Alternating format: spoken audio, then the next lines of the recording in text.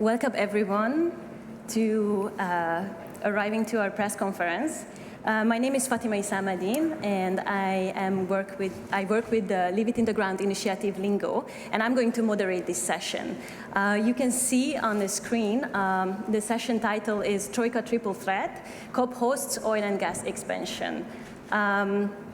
If someone is not familiar with the word Troika, so the Troika is a collaboration between the previous, the current, and the next COP presidencies. And they are pledged to drive ambitious collective climate action. And today we are going to talk about some research investigation that basically looks into this, and we will see if they are on track or not. We have 4 speakers. Let me quickly introduce them. So we have Shadi Khalil from OCI, Oil Change International. We have Kjell Kuhne from LINGO, Leave It in the Ground initiative. We have Regine Richter from Urgewald. And we have Stella Heschman from Climate Observatory. We are going to have some time for questions at the end. And without further ado, let me give the word to Shadi. Thank you so much. Hi, everyone. Let me start by recalling COP28.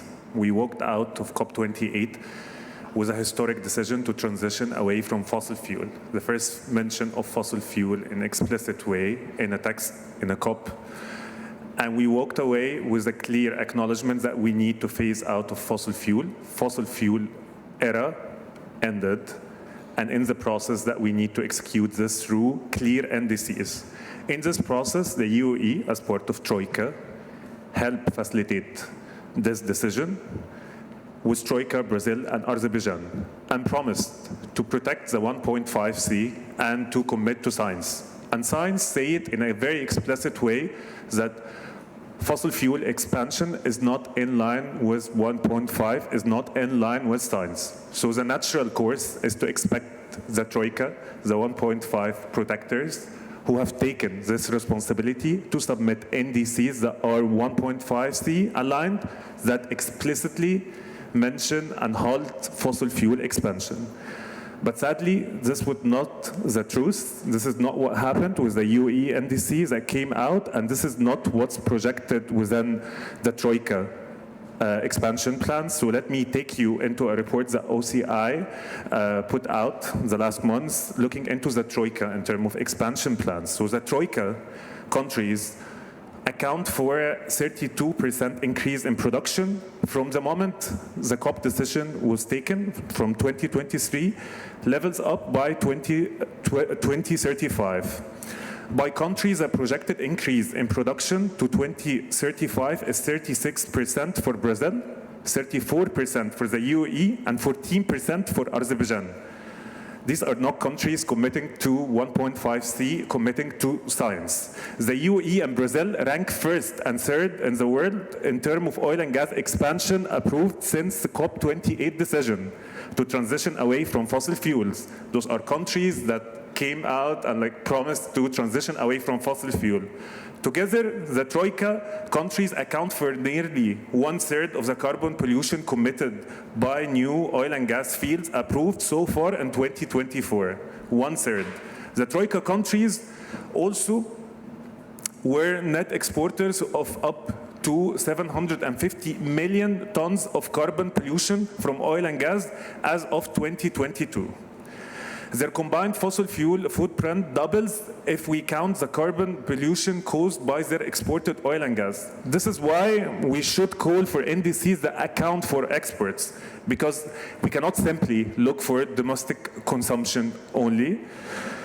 The Troika countries have a clear choice to make. What they are doing right now when it comes to their national policies, their experts, are not 1.5C aligned, does not rise to climate champions at this point. And they are here saying that they are climate champions, that they are leading this multilateral process, and they should step up, a level up to this COP, to the efforts that millions of people have put into this process and will be impacted by this process. Brazil should cement a legacy as a Global South climate champion through its COP30 presidency by not only accounting to an end to new fossil fuel production, but also convening a global conversation on how to make fossil fuel phase out just and equitable. As such, it could enable a condition for the Global South to transition while ensuring prosperity and development. And to set it clear and loud, the Global North country need to lead the fossil fuel phase out. But the science is also clear that we need to halt expansion everywhere, Global North and Global South. We also in COP29 need to ensure a fair phase out of fossil fuel. The expansion of renewable and energy efficiency need the finance that we will get from the NCQG. And the Global North can easily mobilize $1 trillion annually in grant and grant equivalent finance, including a mitigation sub-goal of at least $300 billion that will unlock the ambition for ambitious NDCs. Thank you so much. Thank you so much. So if you have questions, please keep it to the end. So the next speaker will be Kjell Kuhne, and he will talk about the Troika and their carbon bombs. Thank you, Fatih, and thank you, Shadi, for reminding us of what was decided in Dubai and what needs to follow now. At LINGO, we have been focusing on fossil fuel extraction because fossil fuel burning is at the root of the climate emergency. And we have mapped the biggest fossil fuel extraction projects in the world. We call them carbon bombs. Each carbon bomb amounts to at least 1 gigaton of CO2 emissions. That's about roughly twice Germany's annual emissions in just one coal mine or oil and gas field. Many of these projects have much more than those emissions in them. And when looking at the Troika, we find that the Troika itself has 17 carbon bombs in these countries. There is 10 in Brazil, 6 in the UAE, and 1 in Azerbaijan. And what is interesting is that 7 of these carbon bombs are not yet started. So there's still an opportunity to forego extraction and leave those fossil fuels in the ground. At this COP, we're also working on incentive mechanisms to help countries that decide not to extract their fossil fuels to find some kind of financial incentive to take such a measure. And what is also interesting is that the national oil companies of the Troika countries, Abu Dhabi National Oil Company in the UAE, ADNOC, which you may remember from Sultan Al Jaber, the previous COP president, who was also the CEO of ADNOC, and then SOCAR in Azerbaijan, about which we will hear from Regine, and Petrobras in Brazil. They are all involved, if not leading on these carbon bombs. So it is under the direct control of the governments in question what is happening with these carbon bombs. What should happen? We often hear the fossil fuel industry saying we cannot shut down fossil fuels overnight, and that's right. Overnight is not possible, but in terms of months and years, you can shut down fossil fuels if you put your mind to it. And we believe that the first step is to not set off new carbon bombs. If you don't build them, then you can really avoid the biggest harm. And the second way to deal with these carbon bombs is to put them into harvest mode. And here we have shown what happens if you stop investing new money, you stop drilling new holes, you stop betting on further revenue in the future by spending the money that you have in your hand now, and that is harvest mode. And when you apply harvest mode, then extraction goes down in a way that is quite aligned with the Paris targets. So not building new fossil fuel projects and putting existing ones in harvest mode is what we believe is the way to act on climate as a leader in this situation right now. And that is what we're hoping for from the Troika. It doesn't look so good at the moment, but you know, if governments don't do it, then we have to step up from civil society and with lawsuits and activism and other ways. But if the Troika stands in front of the world and says we're leading on climate, they have to lead on the extraction side as well. Thank you. Thank you so much. And next, we are going to hear from Regine Richter, who will talk about a report that looked into Azerbaijani expansions. Yeah, thank you. What we did lately is we looked into Azerbaijan and specifically into SOCAR, the state oil company of the Azerbaijani Republic. And in order to understand how does the host of the COP look like in terms of his dependence on fossil fuels. And the rather bad news on this one is that the country is very much dependent on fossil fuels. It's like 90% of the export revenues are coming from fossil fuels, 60% of the state revenues, and something between 30 and 50% of the GDP. That's according to the International Energy Agency, the numbers. That means there is a big dependence of Azerbaijan from fossil fuel and fossil fuel revenues. And that clearly shows that there is a conflict of interest between strong climate action, which requires phasing out of fossil fuels, and a country and a company that are very much dependent on the income from fossil fuels. Next slide. Let me see.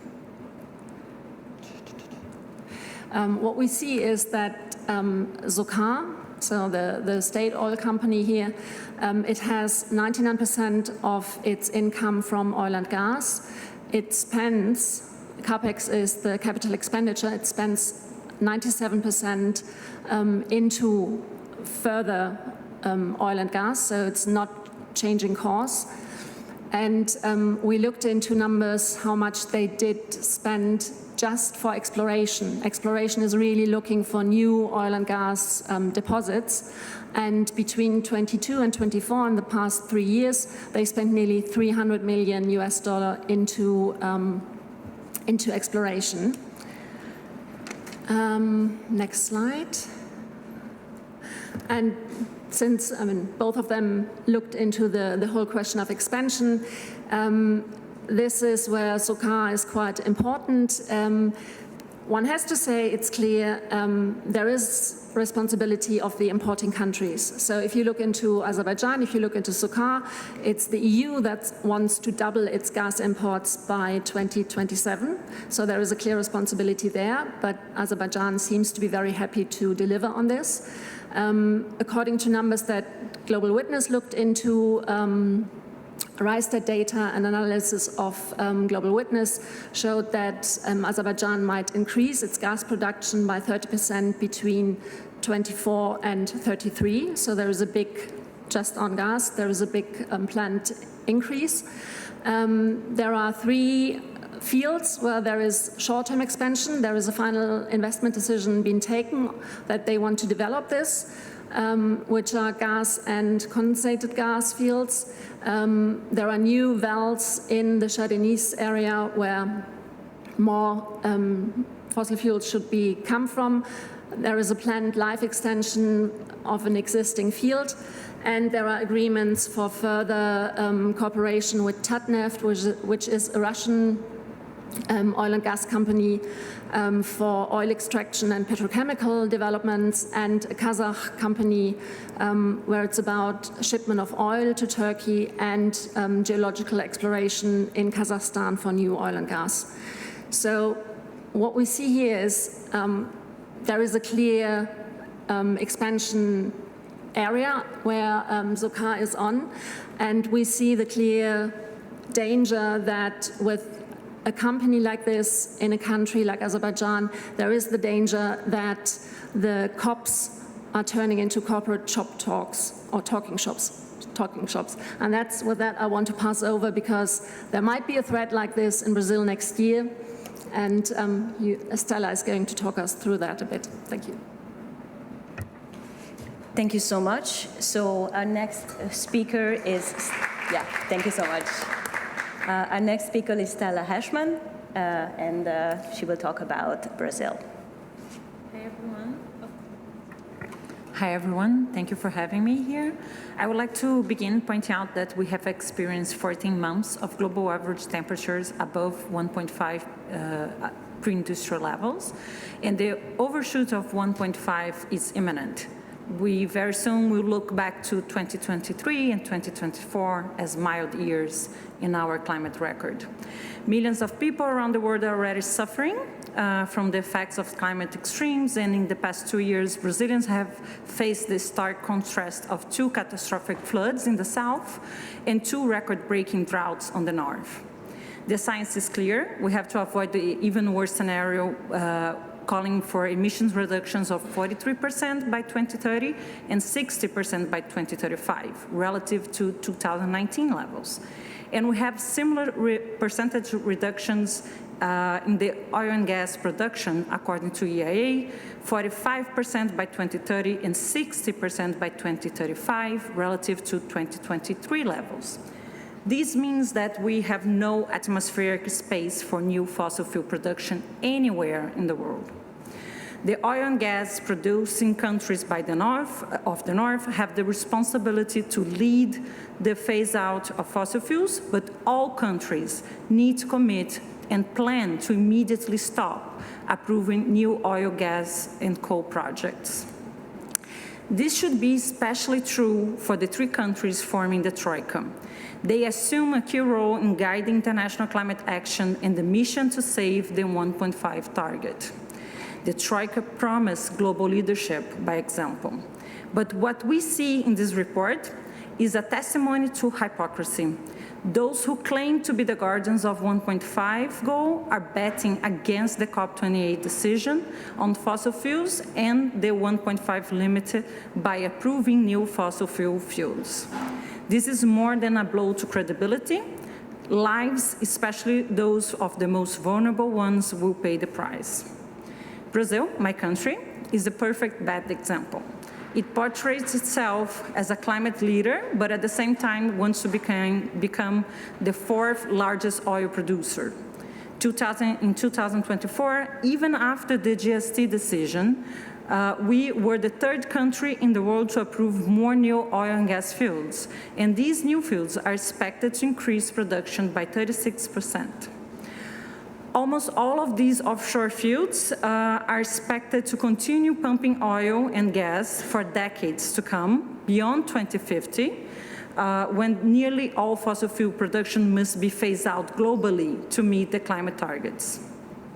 If we were serious about climate leadership, we could reduce production by 64% by 2035 if we stop building new fuels, and by 18% if we continue with the current fields but commit to no new ones. Brazil faces a development question. Do we plan to decarbonize our economy, or we continue to rely solely on emission reductions from deforestation? Lula government was able to cut deforestation by half in just 2 years. That's a big achievement. And it's driving our emissions down by 12% last year, putting us on the track to meet our 2025 target. But all the other sectors saw an increase in emissions last year. Brazil's fair share for a truly 1.5 NDC would be of 200 million tons of CO2 equivalent, meaning a 92% reduction in greenhouse gas emissions by 2035 from 2005 levels. This would include starting a phase out on fossil fuels, a 42% reduction in their use by 2035. That would eliminate the need for any new oil and gas production license.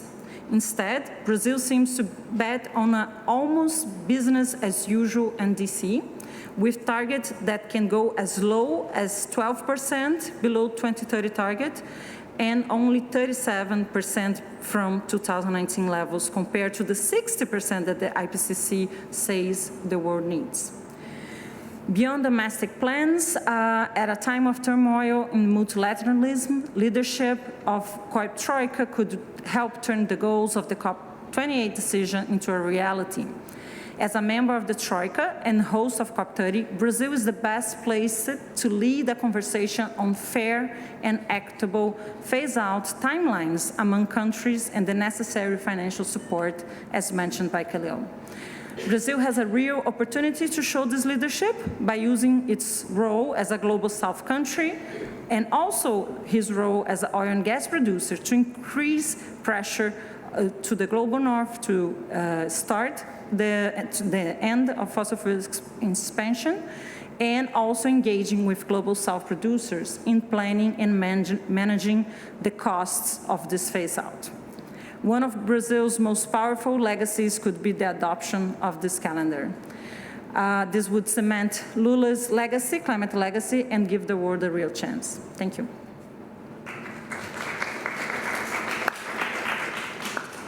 Thank you so much, and thanks for all the speakers to keeping the agreed time. That means that we have about 8 minutes for questions. So if you have a question, please raise your hand and the microphone will come to you.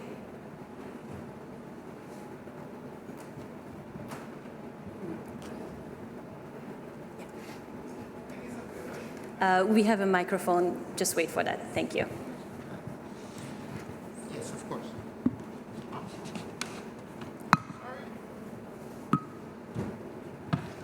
Sorry, here I am.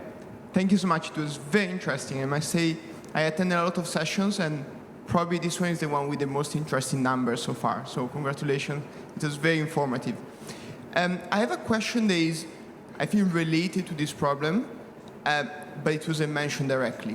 There is the fact that, I mean, we hear it a lot in this conference, the fact that there is some civil society that says that we need to invest 1 billion in the transition, and 1 trillion in the transition, obviously, and there's another group that says 5 trillions. So given what you have just presented, the Troika very unsuccessful track record, do you think that these numbers are realistic, or do you think that we are, again, missing completely the target because actually those countries that are at the forefront of change, or should be at the forefront of change, are actually rowing against the tide? And so these numbers will be actually way higher next year or in 2 years because we are burning more and doing worse than what we should be doing. Thank you. Thank you so much. Let's see who would like to jump in. Yeah. I can start. Oh, it doesn't work. Yeah, I can start, but I would be happy if you jump in. But we do have the finance. By we, I mean the Global North, not me. But the money, like also based on research, it's easily mobilized. Global North country have the finances to invest in wars and weapons, and also fossil fuel companies that if they are taxed and made to pay out of their trillions of profits that they make, we'd be able to mobilize this finance. Has been proven. If you look at the public finance of all of the Global North countries combined, you will find that this money is easily mobilized. But the question here is about the political will, and it's based on research, based on looking at number, it can be mobilized, but then there is also a big moral case and accountability of the Global North that they need to pay up. So yes, we can mobilize the finance. Maybe just to add something, on the costs of transition, the later you start, the more expensive it gets.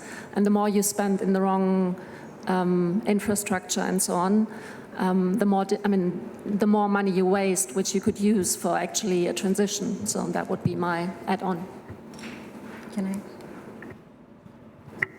Yeah, just to add on my colleagues, another key important feature beyond the amount of money that we're talking, it's about the quality. We have lessons learned from the previous climate finance goal, and we need to make it better now. So we're talking about a core provision of public finance.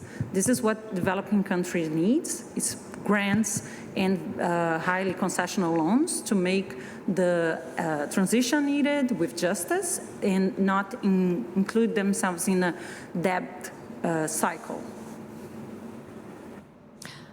I have a Just to add quickly, like if you also want to look into the numbers, Oil Change International produced a report on how can the Global North mobilize these finances more into details, so you can easily access this through our website. Yeah. Okay, let's go to the next question. Okay.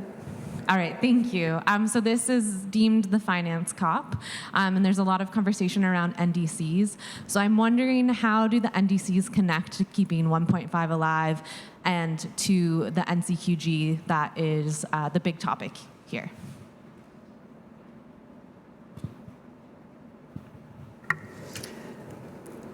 So mitigation has so far been framed as look at the end of the pipe, and what comes out, that's what you count and what you will reduce. That's why exporters are washing their hands.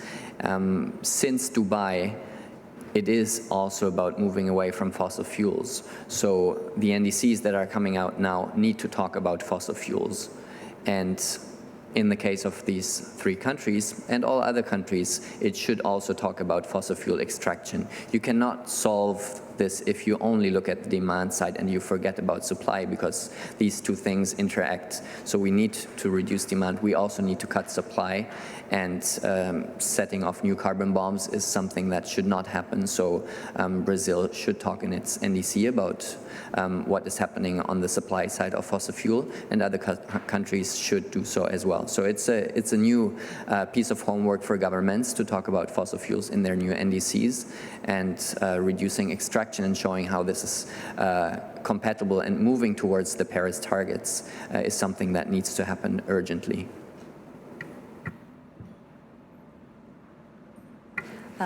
We have 2 more minutes for one more question, if there is any. Okay. I can come quickly as we get also to this, but also like adding to what you said, within the NCQG, there's also a chance where we can look into the sub-goals and dedicate enough finance, also quality finance for mitigation, and looking into this connection when it comes to also subsidies, fossil fuel subsidies, into the finance elements, and making sure that we transition those subsidies to move toward the energy transition. And there are so many elements that we can also look within the NCQG. So it's looking within NDC, but also within the NCQG as well. Anyone would like to add something? Go ahead. Well, I would like to add one more element to the discussion about financing, because when you look at these new projects, you have to spend money now to maybe earn some money in the future. So actually entering harvest mode means that you will keep more money in the short term. So even from a financial perspective, it is interesting to not spend more money on bets on the future. We have colleagues who have called this risky bets. They looked at the national oil companies and say these bets are getting ever more risky. So you will actually have more money in the short term if you do not expand fossil fuels. And that is an interesting dynamic as well. Perfect. Thank you so much. And thank you so much, everyone, for showing up. We are going to stay a little bit more outside of the press conference room. So if you have any questions or you would like to have contacts, then you can find us there. And thank you so much for the speakers. Thank you.